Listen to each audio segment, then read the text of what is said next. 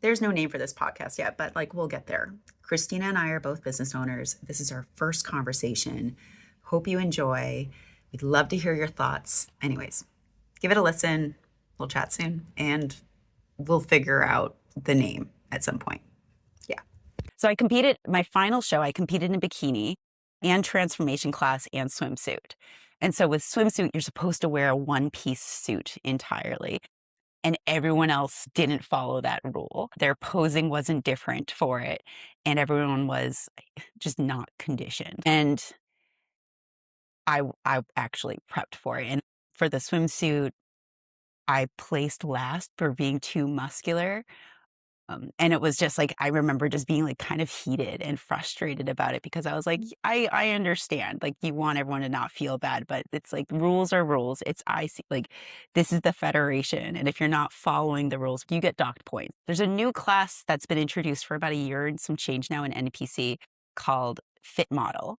And for Fit Model, you're supposed to wear a suit that's not a pro cut, so you're not really wearing a thong, essentially. It's a little bit more coverage, and there's not supposed to be any stones. If I went to Fit Model and I wore my glitzed out bikini, I would lose a lot of points, and that would put me in a position where I couldn't win and I couldn't do well. So it was those logistics that weren't followed. That was frankly, I was emotional. I was very lean and just like, I don't want to make a video. I feel like that would have been a great video for you, though. I know. Right?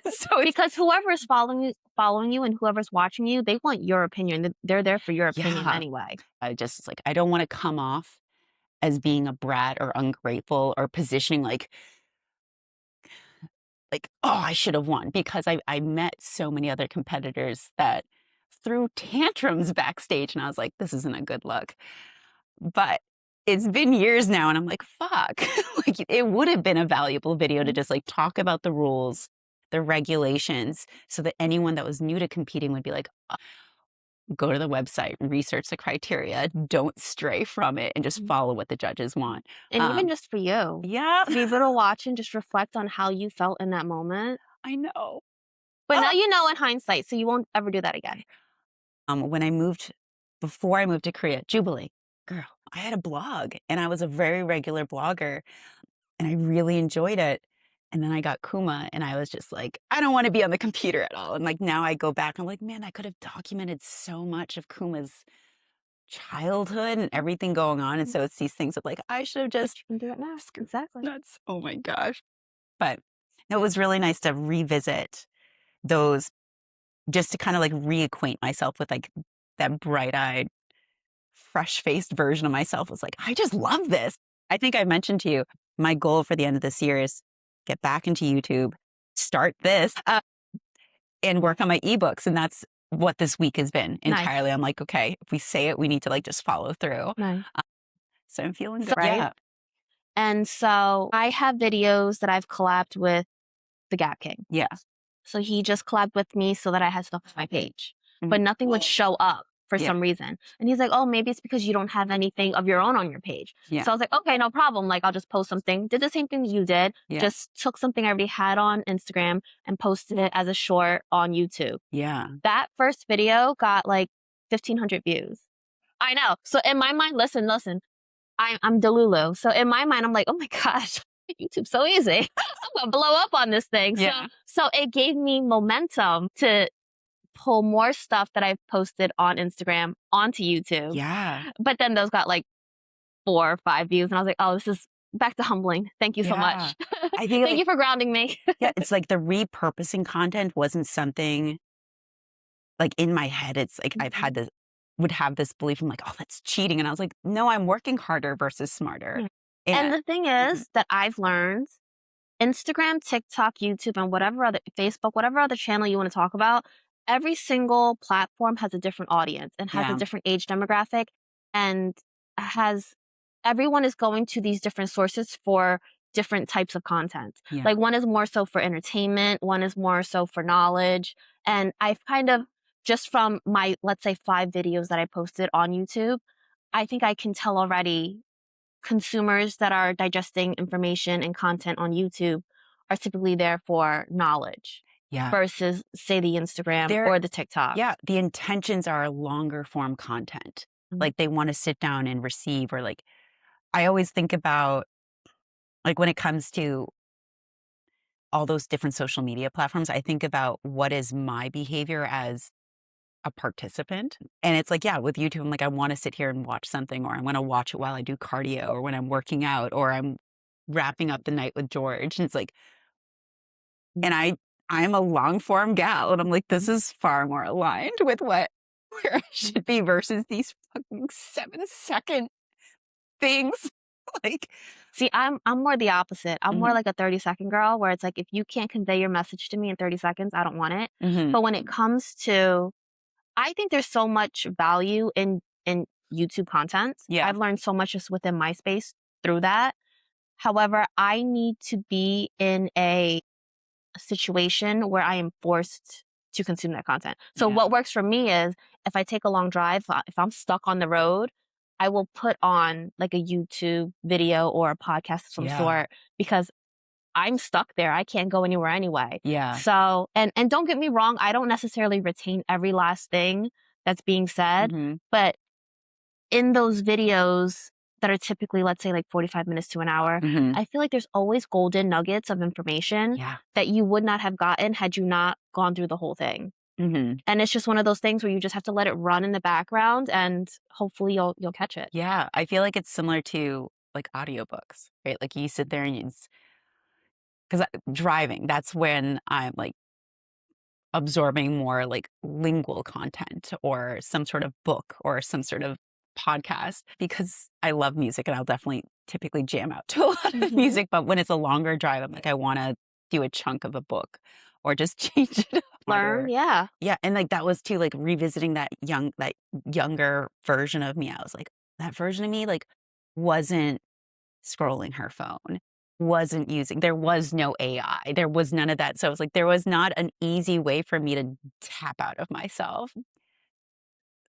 This was so much fun to do. I made a whole series called Vegan Shred, preparing for my shows. I made 11 episodes. I was like, how did I didn't even know that I made that many. And so Nice. it was nice to revisit. And I was like, okay, I should get back into this, because I think being creative is a part of myself that I haven't engaged with in a long time. Like I make content for Instagram, but it's not very fun for me. It's Mm, just kind of like, all right, it's just like check off the box, do it, because this is what marketing online is kind of like right now. But when I made like YouTube content or I wrote poetry, I made artwork, it wasn't for anyone else. And that's something I'm definitely like, okay, let's dabble and do more creativity that just, it's not for a purpose, if that makes sense, yeah. even though it is for a purpose. Yeah. You have to find that happy balance. Because I Yes. feel like ultimately, I think you've said this yourself. The content that you don't expect to do well or that you put the least amount of work in is the stuff that pops off. The messier content, Yeah. the one that you're not Yeah. overthinking and Hmm. fixating and such. And it's like, like Hmm. that It's was because the, people can feel authenticity, yeah, and authenticity resonates, yeah. I feel like that's, especially in a world of AI where everything's oh, fake. oh, because I know Instagram went through another update overnight. Have you seen it? I don't It's know. when you go through the captions, you no longer can click like read more and the captions expand. A new window comes up and you have to slide up to see the entire caption. To me, it just feels like another way we're kind of adapting to people's short attention spans. Like we need a pop up, we need this to like trigger more, but it's Hmm. also collecting that data of how many people are clicking the read more. And I just, It always surprises me. I guess I always forget that everyone consumes content differently. yeah. So something that I've been doing more is stories, Mhm. but I've never been a consumer of stories. But I find just by me recently engaging more in stories, I feel like it's helped my platform. Like, Yeah. yeah. And It- same thing with captions. I'm gonna be honest. I usually use like ChatGPT for my captions. Like yeah. I'll spitball something into chat and I'll say like, "Hey, turn this to caption for me." Yeah. And then it's relatively really long, but I think the thought process is, it's like SEO keywords within there to Hmm. hopefully reach my audience. Yeah. But sometimes people will comment and I'm like, "Wow, you guys read all that?" I find stories to be a little easier, more approachable. I like stories. Mm-hmm. Like, I like to just see, like, what are people up to? What are Yeah. they doing? And, Mm-hmm. like, my favorite stories are the dog accounts I follow. Like, I'm just like, people that are outside doing activities with their dogs. I'm like, oh, where are you camping now? Like, I love that. I don't really like carousels, but I find that with what I'm trying to relay or like the education I'm trying to share, carousels are very helpful. There's a few accounts that will have just quotes and it's just like reading these different quotes that are kind of validating. I love that. I was like, this is a carousel. Mm-hmm. Okay.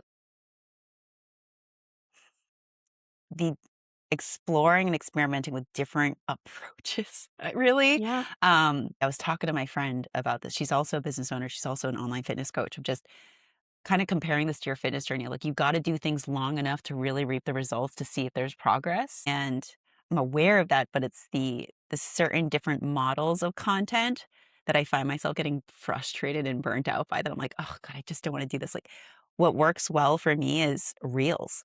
I don't like making reels, but that's what always gets like What 90. What is it about making a reel that you don't like? Like you being behind the camera? Yeah, my behind the camera, like what I'd want it to do, what I'm hoping the audience is going to feel from it.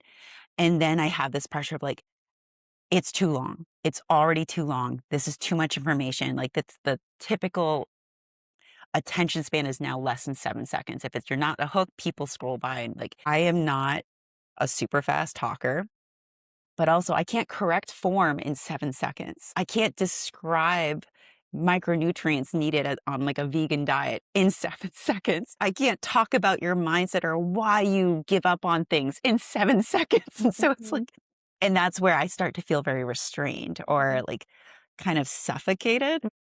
But then I track the data and it's like, okay, well, it's attracting 90% of the viewers are not my followers. And so there's parts of me that see that. But then like the more I kind of like comb through it, I'm like, these are still vanity metrics because yes, there's more views, there's more reach, but they're not followers. They're not turning over to clients. We're not having conversations. There's those moments where I'm kind of catching myself and trying to find the balance of, all right, what are the things that are actually vanity metrics and what are valuable metrics? Yeah. Because See, yeah, I'm going to say in that sense, once again, it's just, as you mentioned, consistency. Because yes, you're getting the views, but you're not converting. yeah. But it's because they don't trust you yet. They haven't Yeah. seen you enough yet. So you have Mhm. to keep showing up. And then Yeah. you're like, wow, I keep seeing this girl. Mhm. They start building a connection with you. And then that's when the follows Yeah. come.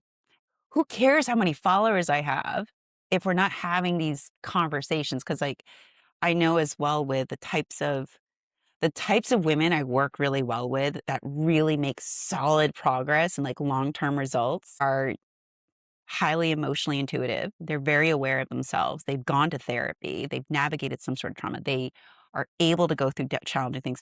Building trust takes longer. 'Cause I know even myself that I'm like, frankly, I'm my ideal client. If I could work with Vanessa's, like, oh my God, I'd be so content. But I look at like, what are my habits when I'm patroning a business or a company? I was like, I take time. I do a lot of research.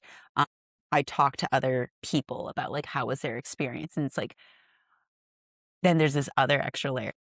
I very much understand all of this and I support it. A lot of my clients don't want their progress photos shared. They don't want our personal conversations shared, even though they've made these amazing, amazing wins and have completely transformed. And I understand that. It's very personal. And like when you've survived something hard, like you don't want your identity out there. You don't want someone to possibly find you. And so it's these things of like my mind thinks like, well, how can I help people trust me and see what I'm able to offer and put on the table without, and I don't want to get into like that creepy marketing thing of like, this is your problem. This is why you need to work with me. Right. And so it's like Mhm. dancing this delicate game that I'm always trying to teeter on or figure out because Instagram has changed so much constantly, Yeah. endlessly. To the point where it's like, Fuck it. yeah, honestly, Yeah. really, because you can't keep up. Yeah. Like you're feeding to what the metrics want you to do today,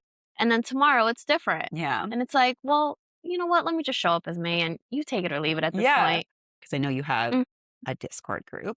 So very interestingly enough, as I mentioned, I just recently hooked up with the Gap King, Omar, and we were discussing this. And the goal is to self-brand by all means. And I guess I'm just in the position now where I know I want to build a brand, but I don't know what I want to do with it. So it's a little directionless in a sense. Yeah. But speaking with Omar about it, he's like, I think your niche and your position should be women who win. And I was like, I like that. I like that. And so yes, Women Who Win is a Discord that I recently started. It is for women who are in the e-commerce space, who are just looking for accountability, support, help, just fellow women to talk to in the space. Yeah. Because e-commerce is very male dominated. It's very bro, and I find, at least for me, I mean, I love the guys by all means. Like they're funny, they're a great time, but at the same time, sometimes you just want to be with the ladies. It's a different vibe, it's a different conversation, it's a different mentality. Not that one is better than the other by any means, but sometimes you just want that. Yeah. And I feel like that space doesn't exist. And so I wanted to make that space exist. And this isn't particularly in e-commerce, but I feel like we silently compete with one another. We don't support one another. We just silently compete with one another.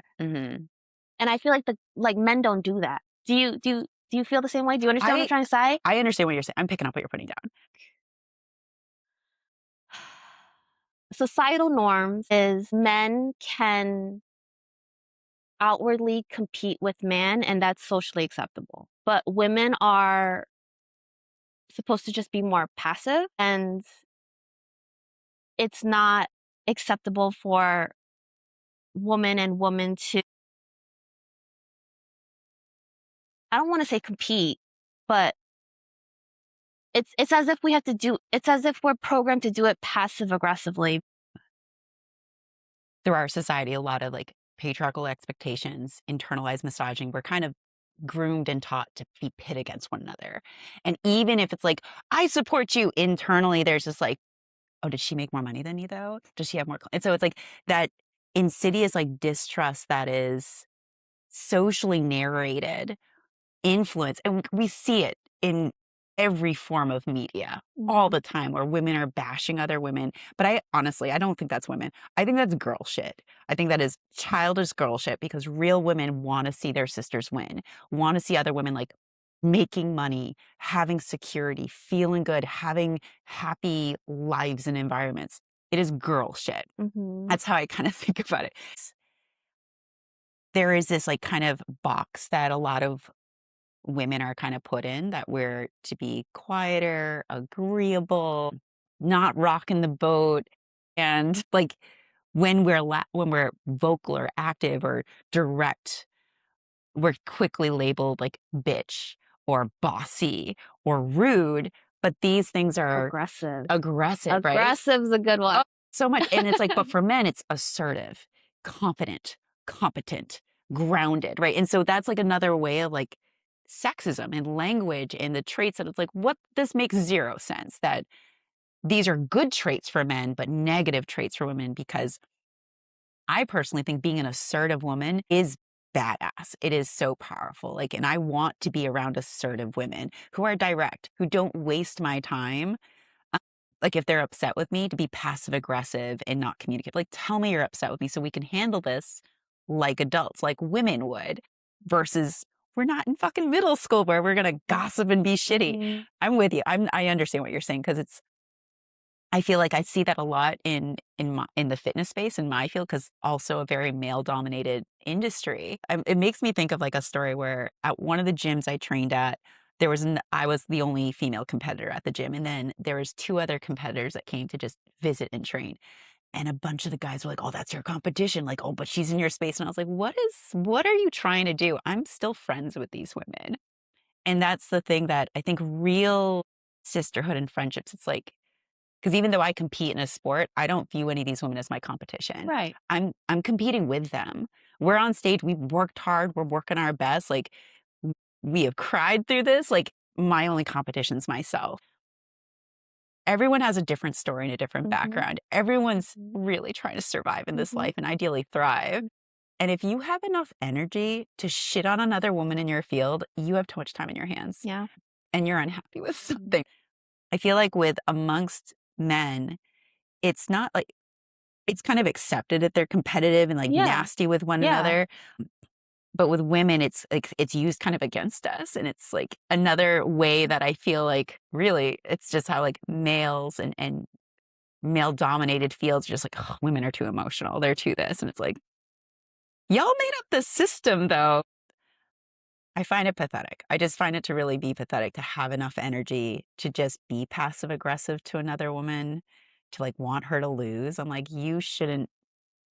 Fortunately, not everyone's like that. Not women everyone. or men. I feel like a majority of people like who continue in the business and have years under their belt, they're not like that. Yeah, because they know that their success or someone else's success doesn't hinder from theirs. Yeah. It's yes. I don't know why it's not just common sense. It's very much like rooting for someone else doesn't mean that you're gonna lose or fail or do worse. And like, and that thinking is a very scarcity thinking. It's a fixed mindset, and it's like that is your own shit you're projecting onto others, and you need to work on it because it's gonna cost you. When you go to the gym, right in the beginning, you think that everyone's kind of like gonna laugh at you or judge your form, or you're gonna look stupid. And people have the thought like the biggest person, the most like jacked person in the gym is probably an asshole. I'm sure you've had this experience. Like every single time they're kind and they're like, stay here. The kindest. So kind. And so it's like the same thing, right? Like we have these assumptions that like, oh my God, everyone wants me to. The stereotypes, our own assumptions versus testing it out, having the conversations and being like, oh, that was in my head. This was all projection. Because I've definitely had people I've trained or clients that have been so self-conscious and so nervous because they're worried someone's looking at them or judging them. And I was like, you're the one that's probably doing it. You're the one that's looking at other people, judging them, making fun of them. And because of that, you think everyone's like you. And that's not the case. Don't care, Not at all. Yeah. Everyone's too obsessed with themselves to worry about you. They're in their heads. Like, it's just because I've definitely like recorded myself, like recording form or whatever. And I'm so in my own world. I don't even pay attention to like someone's doing a PR, someone's doing behind me. I was like, no one cares. No one cares. Just you. Yeah. But no, I think that's a really valuable thing. I'm really excited for all the women that get to be in your Discord group. That's going to be I'm really phenomenal. excited to see just like a year from now where it's at.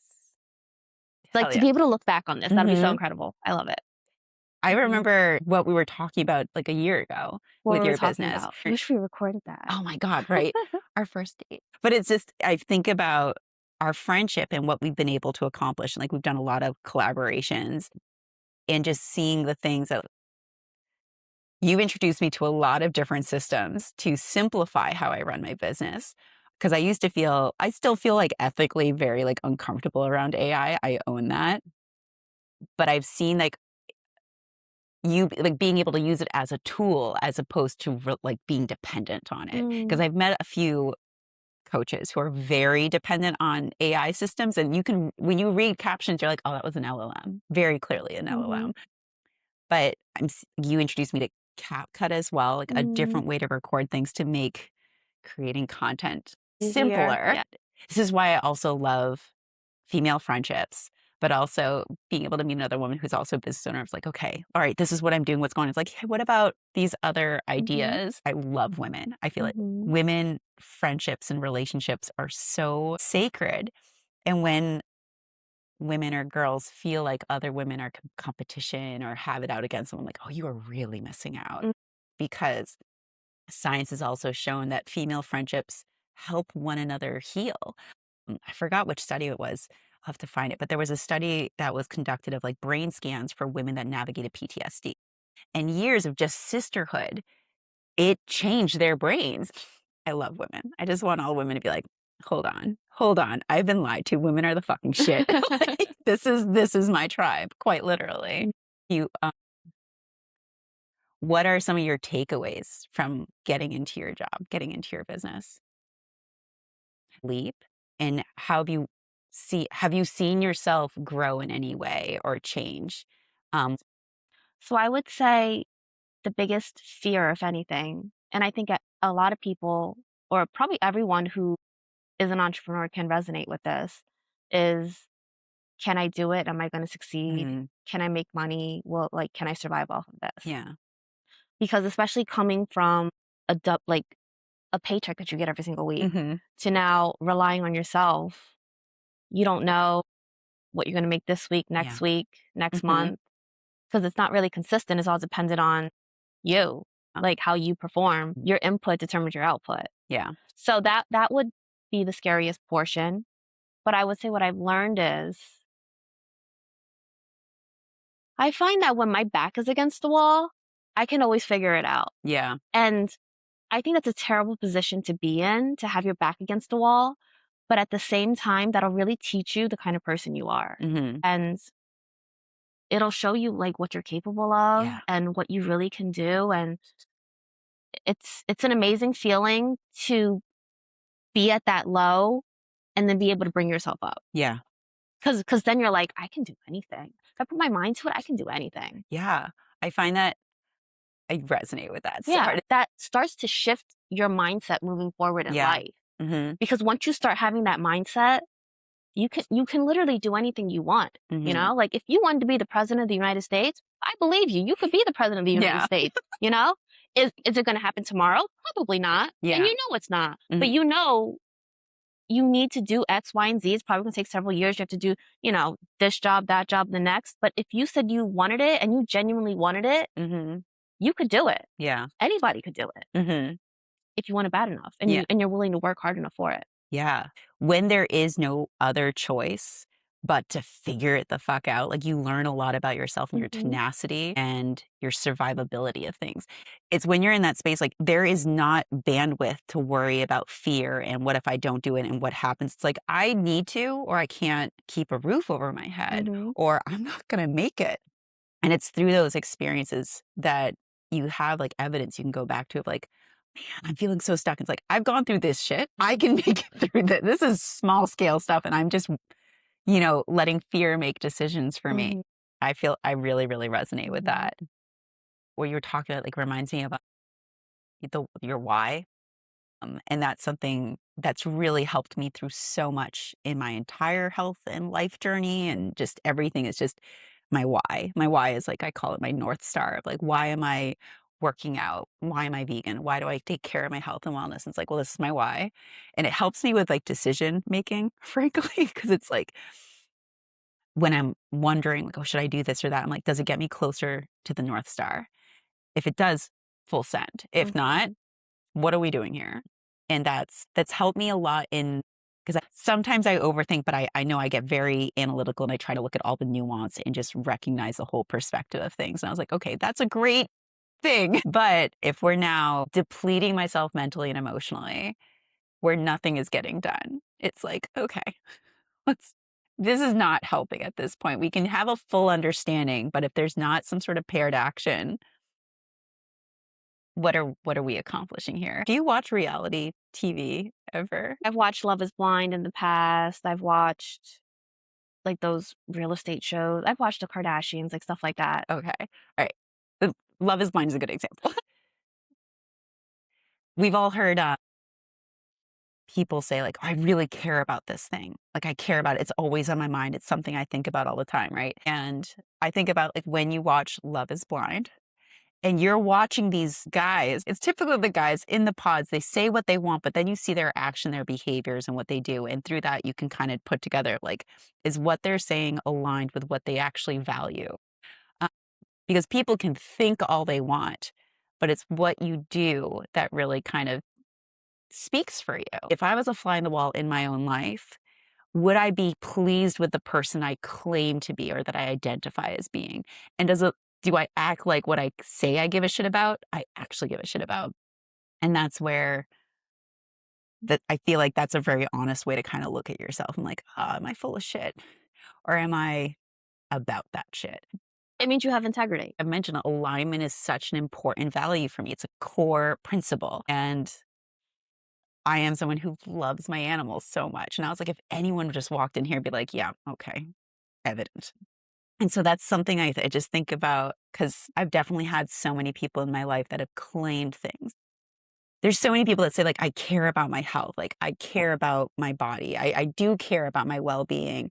But time after time after time, for one reason or another, they keep making decisions like avoiding going for that walk, not drinking water, like having another day of takeout versus cooking their meal. And it's just these things of like, you can say you care about all these things, but do these actions relay that? Do they to you? Or are you just talking a big game? It's okay to say you don't care. Not that you can't get takeout or you can't, you know, you have to do all these things all the time. But it's just like being able to sit with yourself in that potential discomfort, potential reflection or awareness of like, oh, hold on. Maybe I'm not being as honest with myself as I'm claiming. That's why I think like accountability is so difficult for people because it's like you got to confront it because you can lie to yourself all you want, but the facts are going to be the facts, right? Or anyways, that's something I think about it a lot because it's just talk is cheap. Like and words sound nice. I do tend to kind of relay this to also like when people are dating, it's like everyone can be a poet. Everyone can really have you feel like, oh my God, they are the most beautiful person, like blah, blah. I'm like, how do they treat you? How do you feel when you're around them? What does their behavior say? Because anyone can be a poet. Anyways, this is another thing that I like when it like even my YouTube, when I think about and like my social media, like before I would just be like, let's just create. Who cares? But now I feel like I've You need taken at least like a starting base. yeah. Yeah. You know what I normally pull from, and maybe this will help you. And I actually saw some like a bigger creator in the space talk about it. I pull my ideas just from conversations with friends Yeah. Yeah. and just pretty much regurgitate it again. That's good. Mm-hmm. Yeah, because that's like Because it's top of mind. Pull things yeah. that are top of mind. I've taken a lot of like marketing classes or business courses for fitness people or like or gone to talks and such. And so much of it, you got to niche down. You got to do this. My approach is kind of like my tribe will find me. And I like, it's still my social media and my business. And I want to have fun when I'm marketing. I don't want to do like predatory marketing. Yeah.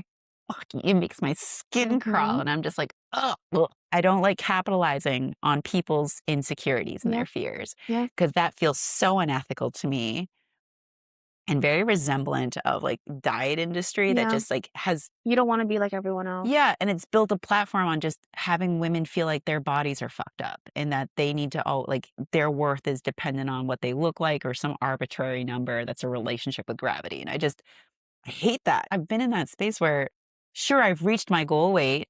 Was my mental health good? Did I feel good in my body? Fuck no. And I was like, fuck this. Like it doesn't these conditions don't guarantee peace with yourself. And plus, like you said, you want more clients that are like you, Yeah. and you're not going to get clients like you doing what other people are doing Yeah. because it wouldn't, It's it doesn't gravitate towards yeah. you. Like I straight up like I want to hire a coach that's like educated, who cares about people, who has experience working with vegans, who has experience working with people of color. Um, just yeah, tells me what to do because I'm just like, help me not think and just like give me a job because I know I have this. I was such a teacher's pet. I loved being like the good kid in school and like I want the sticker. And so like having like perfection just makes me feel like coach is proud of me. And I'm like, that plays a role. And like I think about too, a lot of people don't hire a coach because of their transformations or because of their they like the person, the personality. Because it's a relationship. And that's what's the most important. I have that noise in my mind of like, this is the way that business should go. Right. And this is SEO and this is Right. marketing and the funnel system. And then there's just parts of me that are like, rejection. But I know that's also a part of me that's just a little rebellious that like doesn't like being told what to do or how I have to market and how I have to do this. Cause it's like, I've been a part of fitness companies like that. And I won't name names, but you can go on Reddit and there's just so much bad results. Like people develop eating disorders, severe health issues, horrible weight gain. They're like, they feel like they've been robbed. And I was like, nope, I want nothing. Don't want to touch that with a 50-foot pole. And I think that's the thing. Like, I want to do ethical marketing and feel good about how I'm doing. But I know also one of my like strengths is when I'm talking to people in real time and we get to have a conversation. Because my coach, like, I've been working with Casey now since 2021, and we just like vibe with one another. And like, I just love her to bits. She's cool as shit. She's gone through a lot of hard shit as well. I'm like, all right, cool. We're going to do this. And yeah, I feel like it's just a very different space, but I like your approach to just kind of like throw things at the wall. It's got to be enjoyable. Like the only And way at you can this do it is if you're enjoying it, right. right? And then me trying to do it every single day, like post something every single day. Yeah. I mean, if you try to do one specific style all the time, at least for me, that's hard. Yeah. It gets It's boring. work. It Yeah. becomes very much so like work. How do I maintain consistency, but somehow become more efficient in it? Yeah. And I think there's value in trying different styles, Yeah. you know? What resonates best with me? What resonates best with my audience? Like, where is that happy middle ground? Yeah. And yeah, I mean, it really makes me upset sometimes, the stuff that does well on my page versus the stuff that I want to do well. Yeah. But like, what do you? Yeah. Like the stuff that does well on mine is like jokes, like funny things. And I'm like, I am funny in my own way, but I'm very like situationally funny. Uh, Yeah. and I was like, but everyone likes it. I think that's because I know there's a lot of different AI systems that are coming out now. It's Um, overwhelming. have So you overwhelming. played around with Claude? I have not, but I do want to. I do want to. Yeah. And on top of that, Yeah. Perplexity as well. I've heard of Because Perplexity. everything is used for something different. Yeah. You know? What's cool is like with ChatGPT, you can import all the context That's what they and said. Claude will do so. And that's my biggest barrier to entry with Claude is that I don't want to restart. Yeah. Like that was Have you done that? You dumped chat into Claude? I'm testing with Claude Okay. just a little bit because of George's business, right? Like people are regularly talking about new marketing, new things coming out. And so he's like, maybe try it out. And I was like, let's experiment and see if it offers anything different. And so I gave like an input of just the ebooks I've been working on. I was like, here's the ebook. This is my draft. This is everything I wrote. Help me make sense of it. And what Claude was able to provide for me was like so much better because I have this thing where like my content's good. It says that they say that Claude speaks more like a human. Yeah. More like, which freaks me out, frankly, a little bit. The ebook specifically is the visual. Yeah. Like I have the pieces and it's like, well, how do I make it look nice on an ebook? Mm-hmm. Here's the visual I came up with this page. Mm-hmm. And I was like, help me make it look less busy. And it gave some great ideas. And that's like whenever I use any AI system, it's still like, I really just don't want to do copy word for word. When I read things, I'm like, I know that's an LLM. I know that's not, because it's always like, I think you lose the validity as a coach. Because I know too, there's a lot of people when it comes to their fitness programs, they'll just be like, oh, just chat GBT it. You like make a meal plan, chat GBT it. And I'm just like, oh, this is so bad because none of it's like anyone can write a good workout. You don't have to be a good coach to write a good workout. Like if you want to sweat and I want you to feel like shit, anyone can do that.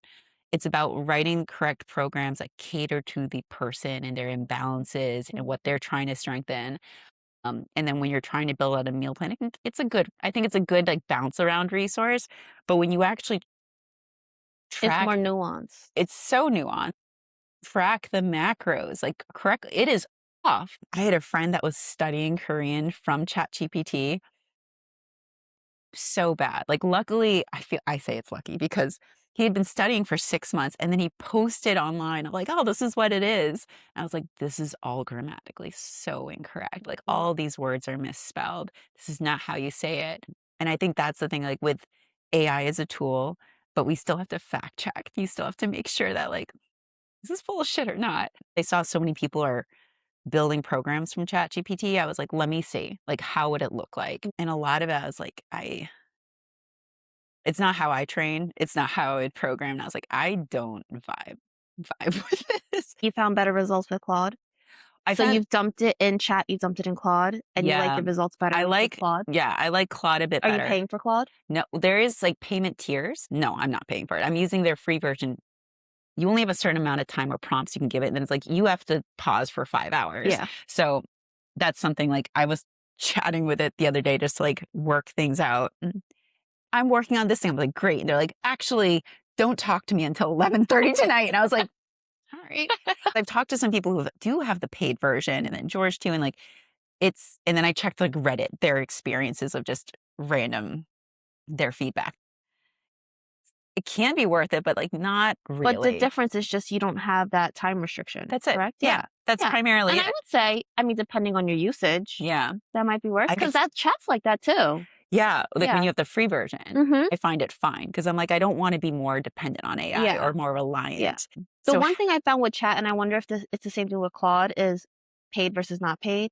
Chat has a better memory retention when you pay for it versus mm, free.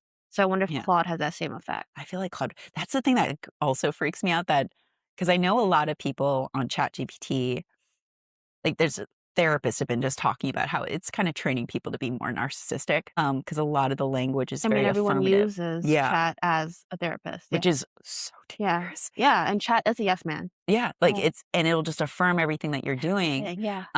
But I've trained mine to challenge me. Me too. Yeah, because I'm Me like, I too. want you to call me out if I'm not being correct. Like, Mhm. because I know these, like, when I talk, like, I was like, I know that these are my own parts acting up and Mhm. my reactivity. So you got to call me because I feel this way.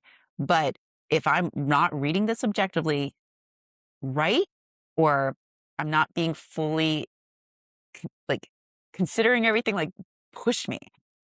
But still, even then, I take it with a grain of salt because, like, Mhm. primarily it's true. Yeah. I talk to ChatGPT to like work out some of my thoughts Mhm. that I'm just like, I'm feeling really frustrated. Like, help me understand this. I feel like I have a lot of knowledge when it comes to psychology and trauma responses and inner child work and different forms of cognitive behavioral therapy and psychology. And then how it's connected to the body. And like, I have all this different intellect that when I'm trying to describe it, I was like, I feel like my brain is like, oh, but all these spider webs. I'm like, help me. I get it, but help me put it into words. Why am I feeling so upset about this thing? Mhm. I couldn't say that without it turning into 40 minutes of context. And then it's honestly like when they were going through their stuff, I would just talk with it. And like, I feel really scared. Tell me, am I panicking, or is this like a legitimate concern? Because I talked to the vet. The vet said they're fine, but I'm over here panicking. It's like you're panicking. Like I had to the It's like other your sounding board. kind of just like Yeah. bounce things out, or just really like air things out Mhm. because Because it's like you're talking to yourself in a sense. yeah, that's primarily Yeah. it. Like it's just like kind of talking to myself and be like, all right, well, I was really upset and I'm not taking it out on anyone else. I think it can acknowledge that AI is a pretty impressive, fantastic technological advancement and creation. And at the same time, it is wildly dangerous. And it's very concerning for people. There's been research that's showing out of just AI reliance is having our brains work less. Like we are getting less intellectual. Mhm. Um, and then I think about that connection with TikTok is very popular, and that's like immediate. So your nervous system is trained to like regulate by short-term video. Then you're just getting dopamine hits from this. And so we're becoming more numb to things and desensitized to activities. And so it's this thing, like I just am like, we are meant to be using our brains and learning and getting uncomfortable and making and creating things. The amazing thing about humans and also our flaw is that we are very technologically advanced, but we are not evolved in line with the technology advancements. And so, by so many companies turning to like AI automation or AI reliance, I'm like, that's a lot of people that won't have jobs that aren't contributing to the workforce. And this is getting to other topics, like houses are more expensive, everything's getting pricier. And I was like, this is a very dangerous system that we are creating, and then people are literally putting bets on. Um, there was a while where everyone's going to be replaced by AI. And a lot of trainers, like online coaches, are like, we're going to be replaced by AI. And the quote, I don't know where it was from. I think it was from a conference that I got to go to. You are not going to be replaced by AI. You will be replaced by people who know how to use AI. You I was, can't take away from the human experience, yeah. like the in-person experience. Yeah, there's nothing like it. Um, I can have an AI program, but when I train with my trainer, it's a very different output. Like, Mhm. and the experience is so nice. But like you were talking about with your business too, I think there's no consistency. You don't know how much you're making like week to week or month to month. And a lot of like for myself, I think about I am my only employee. And so I have to think about employee performance. And I'm like, well, we can spend 40 hours building this program, or we can draw a draft, help use AI to help build the program, and then finite or edit and make it yours. And so Mhm. it's like working smarter versus harder, Mhm. utilizing time. And that's the advantage of AI, and that's what Yeah. it should be used for. Yeah. Right. I would like to say that's my thought process. Yeah. And that's always my argument. It's like, if I can do something in 30 seconds with AI, why would I spend an hour on it? Yeah. That just doesn't make any sense. Because it's like time is the only resource you Yeah. don't get back. And time is money. Yeah. Yeah. Time is money.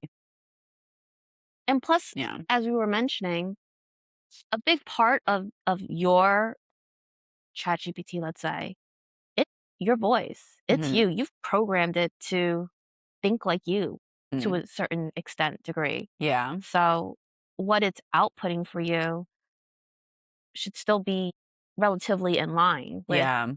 Yeah. what you're looking for. Right. You're still like the proofer. You Yeah. know, even you reviewing it, you're like, yeah, that doesn't make sense, or that doesn't align with me. And then Yeah. you'll just, send it back. All right. Well, how do I want to use this? My service is personalized programming. I was like, AI is not personalized. Um, I had a client, she left and then she was like, I'm just going to use like AI workouts instead. And I still think about her because I'm just like, oh my God, like she's not someone I would have recommended for an AI workout because her form was really poor. She wasn't lifting to intensity or lifting well. And I was like, you are cheating yourself, like directly cheating yourself. Um, but I hope she's doing okay. Like, I think, And who knows, maybe, hopefully she is, right? By all yeah, means. But I feel like the more likely outcome is she's not even working out anymore. I think That's a so strong too, possibility. unfortunately. Because that's one thing, once again, with the in-person experience is Yeah. accountability. Yeah. Like I've coached myself before. Of I'm course. always going to have a Of coach. Like course. that's just, Even me saying that with running, which is yeah. something like I've newly taken on, I run so much longer, harder, faster in a pack than I do alone. Yeah. Like, can I get it done on my own? Yeah, but am I yelling at myself in my head like, just take a break, like, it'll be Hmm. fine. But when you're running with people and you have someone ahead of you, it just drives you. Yeah. You don't think of, oh, I'm tired, or oh, I want to stop. Yeah. You're just like, oh, I have to keep going. Yeah. It's having like a person, a group, Mhm. people, like, and that's like that adrenaline, that oxytocin, that dopamine that gets built up, you are going to push yourself more. Mhm. Mhm. Because that's the thing. Like I will push myself. I'll get shit done. For sure. Just someone there, like my trainer. Yeah, he trains me the way I want to. Like he pushes me when reps aren't full. He's like, that doesn't count. We start over. Like I love to kind of suffer in my workouts. And like he doesn't yell at me, but I'm just kind of like, push me.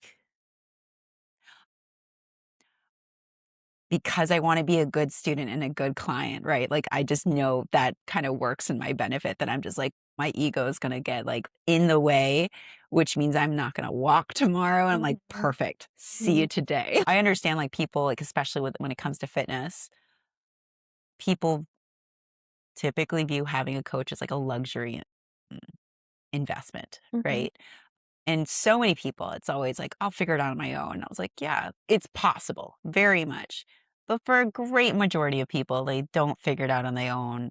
and they spend years trying and spinning their wheels and getting frustrated, but then having a coach is too expensive or this is too pricey. And it's one of these like, all right, well, you've now spent 6 years, every diet imaginable. You haven't gotten the results. And the results you wanted, if you had a coach, you could have, it's an investment. It's learning how to do things. It's learning how to diet correctly, how to lift correctly, how to rest appropriately. You would have gotten there in a year and a half, 2 years, you know? And so I think it's that, because I was that person. I always thought like, oh, I don't need a coach. I'll figure it out on my own. Like I'll go to classes are cheaper. I'll do this. And it's like, all right, cool. Like, but I'm not progressing. I'm not where I want to be.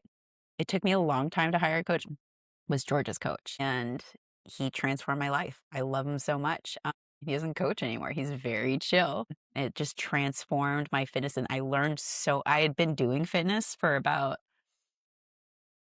like very consistently for like 3-ish years. I got so much out of just that year with him that I was like, what the fuck? Like if I really wish if I could go back in time that I hired a coach right away. That's 'Cause- usually how it goes for everyone, not even just in regards to like fitness and coaching, but just doing things in general. yeah, Where it's like when you finally do it, you will always say to yourself, I wish I did this sooner. It's yeah, never, oh, I wish I waited longer to do it. yeah. I No. think, Indecision is worse than bad decision. yeah. Oh, I like that. Mm. I like that. Your best bet is to invest in someone Yeah. that's done it, that knows how to do it, that is educated in it, because they're the expert. They are your resource for everything. And that's in every field. In every Anything single you want to field. do. Yeah. Like you hire the expert. Can you get to the goal without them? Yes. Will it take you longer? Yes. Yeah. It's like, it's still like working Yeah. harder versus smarter. Mhm. And I know that. I don't think there's a wrong or a right in that argument, only because in regards to my business, I chose the latter route. I chose to do it by myself. Yeah. My argument would be everyone has a different style of learning. Yeah. And so I know I'm the type of person who I have to make the mistake. Same. I have to live through the mistake. Yeah.